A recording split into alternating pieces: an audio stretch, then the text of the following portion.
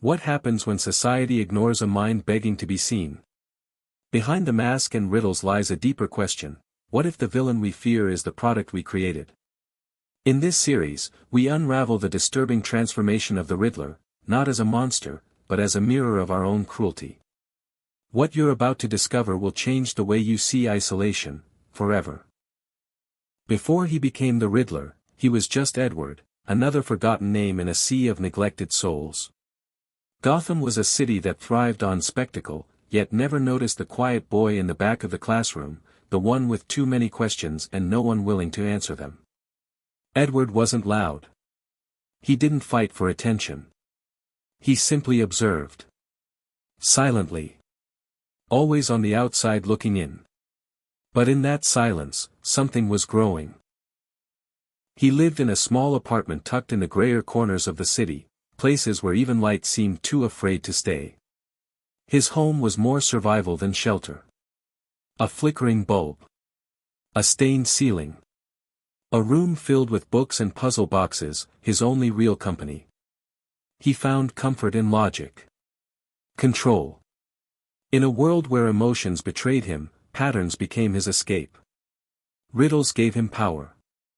Not power over others, but power over the chaos around him. At school, Edward was invisible unless someone needed a punchline. His intelligence wasn't praised, it was mocked. Teachers labeled him as odd, too intense, or worse, disruptive. Peers saw his curiosity as weakness. He was the boy with too many facts, too little charm. And no matter how hard he tried to fit in, the walls around him only grew higher. Isolation wasn't a moment, it was a lifelong sentence. And like many who suffer quietly, Edward began to question not just others, but himself. Psychologists describe this phase as the cognitive collapse of self-worth. It's when a person stops asking why others treat them badly, and starts believing they deserve it. Edward internalized the world's silence as judgment. He stopped asking for help. He stopped asking questions out loud. But inside, his mind never stopped running. Every insult became a puzzle. Every rejection, a twisted riddle. And in those riddles, he began to build something more dangerous than anger, a belief system. Gotham never noticed the moment the child they ignored stopped wanting their love. They didn't see when he stopped crying and started calculating. But that moment existed. A silent rupture. A fracture not of body, but of belief. Something shifted. Not all at once, but slowly, painfully. And still, no one looked his way. But there was something else, something even darker, waiting beneath the surface. It wasn't one moment. It never is. Transformation is rarely a sudden explosion, it's a slow leak, a quiet shift in gravity. For Edward, the breaking point came not with a scream, but with a whisper, "You'll never matter." That sentence wasn't shouted. It was muttered. Offhand. A supervisor at the city records office, where Edward worked among dust and forgotten files, dismissed him with that phrase as if it were nothing. But for Edward, it was everything. By then, he had built his life around precision and order. Every digit in its place, every form completed without error. He didn't seek praise, he only wanted to be seen. But invisibility is a cruel thing. Day after day, he offered solutions, improvements, ideas. Day after day, he was ignored, or worse, laughed at. One suggestion led to a sarcastic laugh from a manager. Another was met with, "Don't overthink, just do your job."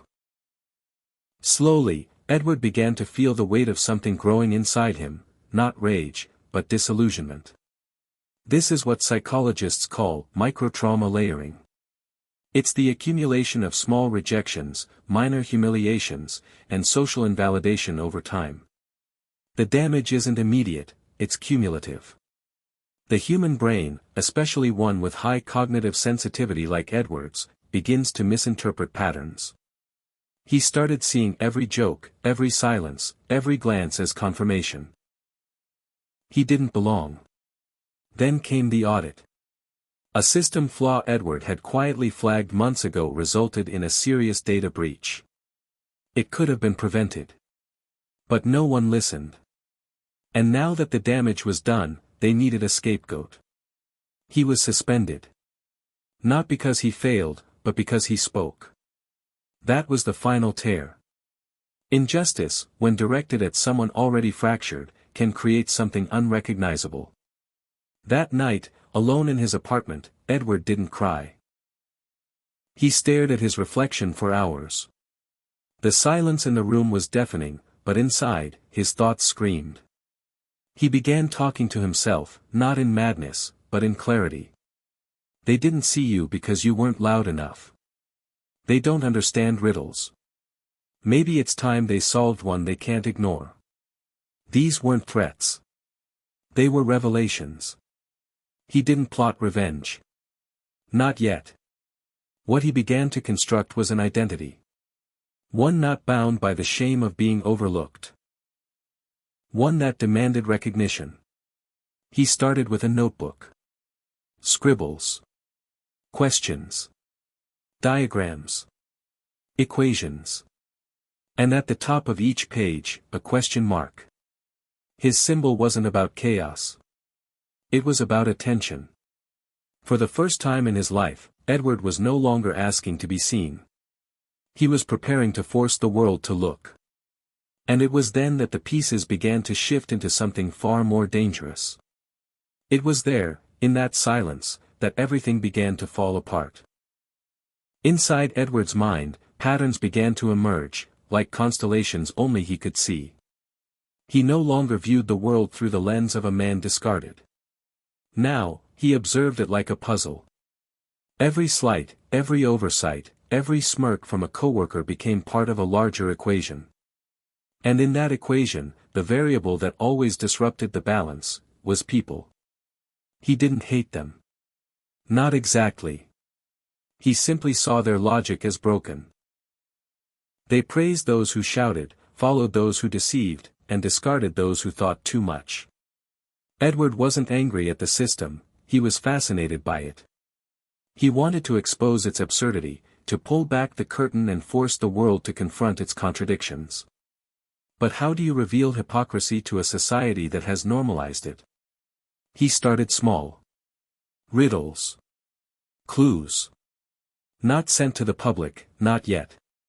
These were personal tests. Could he create traps of thought?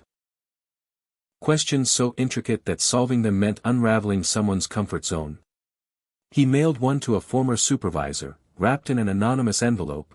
What walks upright but has no spine? Inside was a mirror. According to psychological theories like cognitive reframing disorder, individuals with high analytical intelligence, especially those who have experienced long-term social neglect, may begin to restructure reality to align with internal logic rather than social consensus. Edward's riddles weren't jokes. They were revelations. To him, every question mark was a scalpel, cutting through the mask of civility to expose raw truth. The structured darkness of his mind became a sanctuary. He spoke often to his own reflections, each time with more certainty. They don't listen to words. So give them problems. It wasn't violence he sought, it was proof. Proof that his intellect could not be erased, mocked, or buried. He studied historical minds that mirrored his dissent. Men and women who were first dismissed as unstable, then feared as genius outliers. He read of those whose ideas weren't accepted until they turned dangerous. Was he different? Or just ahead of his time? One evening, after weeks of internal rehearsal, Edward dressed himself not in costume, but in design. A green suit, tailored to precision, embroidered with subtle question marks. His eyes were calm. His voice, steady. He stood in front of his mirror and whispered, "You are no longer the question. You are the answer they deserve." He hadn't become the villain. Not yet. But the true monster was still asleep, waiting to awaken. There's a moment in every fractured mind when silence becomes unbearable. For Edward, it came on a rainy Thursday. A local official, a man beloved by the public, stood on TV, preaching about justice and safety. But Edward knew the truth. He had seen the unedited numbers, the manipulated reports, the accidental, lost files. The official smiled while families suffered in the margins. And no one questioned it. That night, Edward didn't just plan a riddle. He planned a public statement. The line between message and spectacle had blurred. To Edward, it was no longer about subtle clues or intellectual duels. He wanted people to see the cracks, real and metaphorical. In his hands, a small device blinked softly. Not built to harm, no. Built to reveal.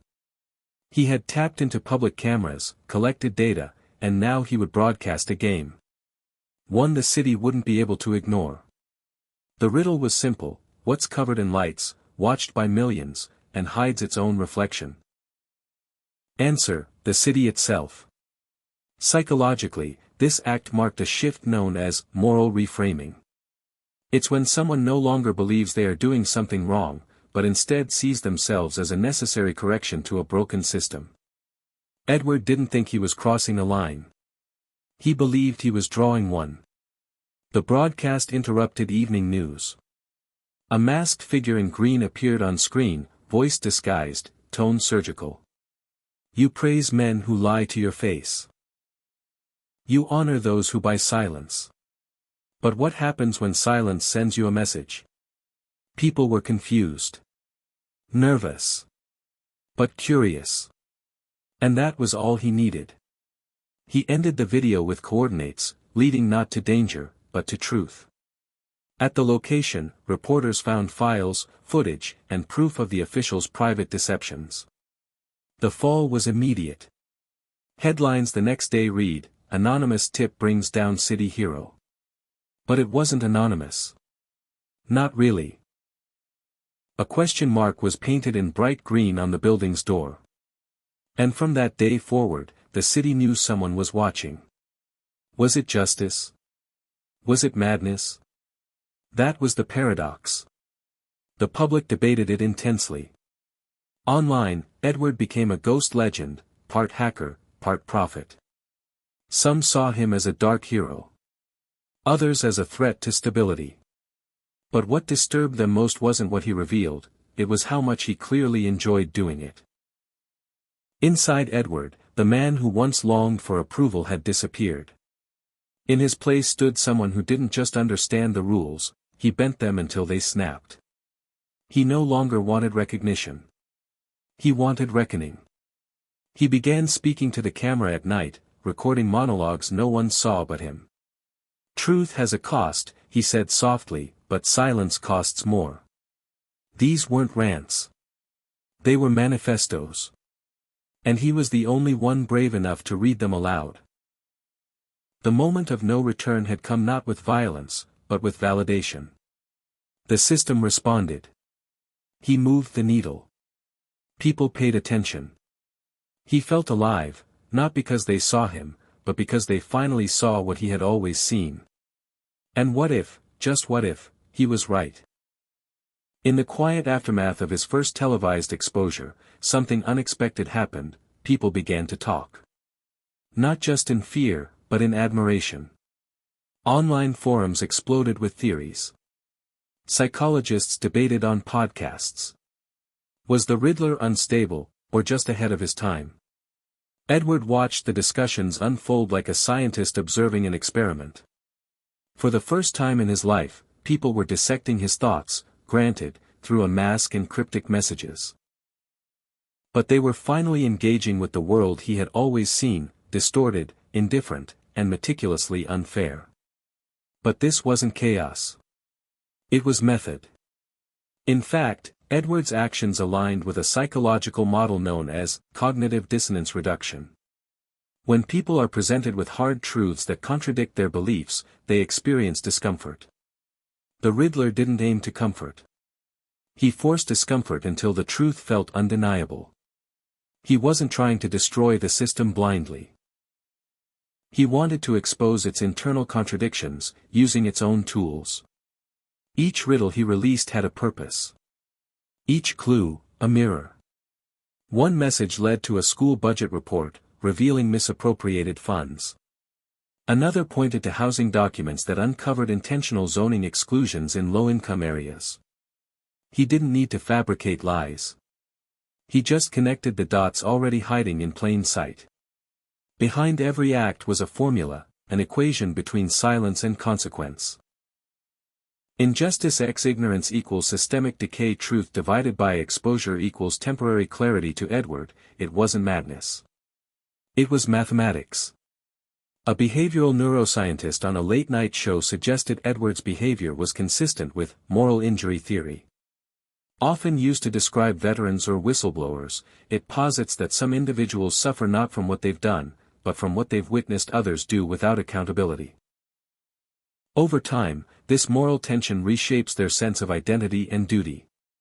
They don't rebel for vengeance, they act out of a twisted form of responsibility. It made sense. Edward had always been hyper-observant. His brain processed patterns rapidly, sometimes overwhelmingly. But society didn't reward perception, it punished it when it revealed too much. All his life, he'd been told to tone it down, to fit in, to smile even when the world burned quietly behind him. Now, he wasn't suppressing those instincts. He was weaponizing them. He began designing puzzles with ethical implications. One pointed to a company that used exploitative labor. Another led to public records that revealed manipulated crime statistics to boost political campaigns. These weren't tricks. They were truths wrapped in riddles. The media struggled, to report the message, they had to mention the messenger. And the Riddler knew it. A professor of ethics commented anonymously. He's not just testing Gotham. He's testing our willingness to look at what we've chosen to ignore. In this twisted theater of revelation, Edward found peace. He no longer needed to be seen as the boy who had all the answers in class. He had become the man who asked the questions no one dared to answer. And with every new revelation, one thing became clearer: this wasn't the unraveling of a mind. It was the cold, deliberate execution of a vision. He wasn't confused. He wasn't chaotic. He wasn't out of control. He was in control, more than he had ever been. And maybe, that's what made it so terrifying. The city had changed. Not overnight, but in ripples, subtle shifts in how people saw their streets, their leaders, and even themselves. The Riddler's riddles had forced a reckoning far beyond the puzzles themselves. What began as an act of rebellion had evolved into a mirror reflecting the fractures society tried desperately to hide. But what remains when the noise fades? What happens to a symbol born from isolation, disdain, and an unyielding quest for truth? Edward vanished from the public eye as suddenly as he had appeared. The city searched for the man behind the mask, but found only questions. The myth of the Riddler took on a life of its own, a paradoxical legend woven into the urban fabric. To some, he was a villain who fractured peace. To others, a reluctant hero who shattered illusions. The psychological scars left behind were undeniable. For many, the once comforting walls of ignorance had crumbled, exposing a raw vulnerability. The unsettling knowledge that darkness doesn't always come from monsters outside, sometimes it's birthed inside the shadows of neglect and rejection. Philosophers debated, who is the real villain? The one who challenges the system, or the system that fosters such rebellion? Edward's story became a case study in social marginalization and identity formation. When individuals are pushed to the periphery, deprived of acceptance and connection, their sense of self can fracture. For some, that fracture manifests as withdrawal. For others, like Edward, it manifests as resistance, a desperate effort to reclaim control in a world that has erased them. His riddles remain etched in memory, puzzles left unsolved by those unwilling to look too closely. They serve as warnings and provocations. The city learned that ignoring discomfort only deepens the divide. Yet, the question lingers, was Edward the first to walk this path? Or just the most vocal? The final enigma is not a riddle to solve, but a reflection, are we complicit in creating the shadows we fear? And maybe, just maybe, the cycle isn't over. Maybe, in the silence between the city's bright lights, another watcher waits, ready to write the next riddle. Because in every forgotten corner, in every unheard voice, lies the potential for a new story. The story of the Riddler is not just about one man's descent into darkness, it is a mirror held up to society itself. Isolation and rejection are seeds that can grow into storms of unrest when left unseen. What he taught us is that villains are not born in a vacuum, they are shaped by the world's silence and neglect. As we close this chapter, ask yourself, who truly bears the responsibility for the shadows lurking in our midst? The greatest mystery may be our own reflection.